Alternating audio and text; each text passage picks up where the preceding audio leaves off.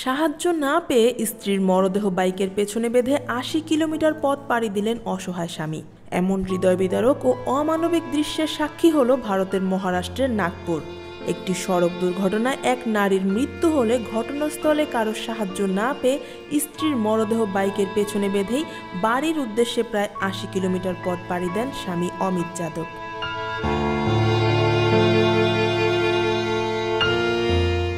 ঘটনাটি ঘটে নাগপুর থেকে জব্বলপুর মহাসড়কে, যেখানে অমিত ও তার স্ত্রী গ্যারাসি মোটরসাইকেল চালিয়ে যাচ্ছিলেন। ডিওলাপার এলাকায় হঠাৎ পাশের একটি ট্রাক বাইকের সঙ্গে ধাক্কা দেয়। এতে গ্যারাসি ছিটকে পড়েন এবং ট্রাকের নিচে চাপা পড়ে ঘটনাস্থলেই মারা যান। অমিত হঠাৎ করে বুঝে উঠতে পারেননি ঠিক কী হয়েছে তার সাথে।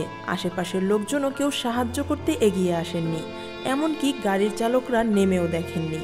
ভিজে রাস্তা ও বৃষ্টির মধ্যে নিঃস্ব ও হতাশ অমিত একাই স্ত্রীর মরদেহ নিয়ে দাঁড়িয়ে থাকেন।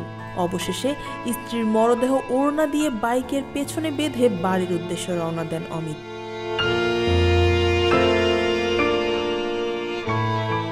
এই দৃশ্যের একটি ভিডিও স্থানীয় একটি গাড়ি থেকে ধারণ করা হয়, যা দ্রুত সোশ্যাল মিডিয়ায় ভাইরাল হয়ে যায় এবং ভিডিও দেখার পর অনেকেই মানবিক অবক্ষয় ও সামাজিক দায়িত্ব থেকে মুখ ফিরিয়ে নেওয়ার জন্য ক্ষোভ প্রকাশ করেন।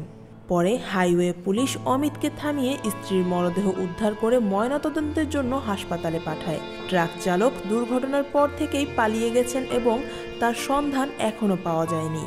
ঘটনার পর স্থানীয় এক সংবাদ মাধ্যমের সাক্ষাৎকারে অমিত জানান, ট্রাকের ধাক্কায় তিনি বাইক থেকে ছিটকে অনেক দূরে পড়ায় বেঁচে যান, কিন্তু তার স্ত্রী ট্রাকের নিচে চাপা পড়ায় ঘটনাস্থলেই মারা যান।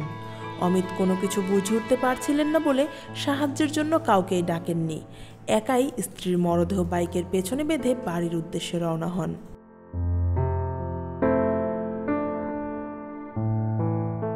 অমিত যাদব জানান, তাদের ১৫ বছরের দাম্পত্য জীবন এবং একটি কন্যা সন্তান রয়েছে। এই মর্মান্তিক দুর্ঘটনা একই সাথে ফুটিয়ে তুলেছে ভারতের দারিদ্রতা, জরুরি সেবা ও মানবিক সহানুভূতির অভাবের চিত্র।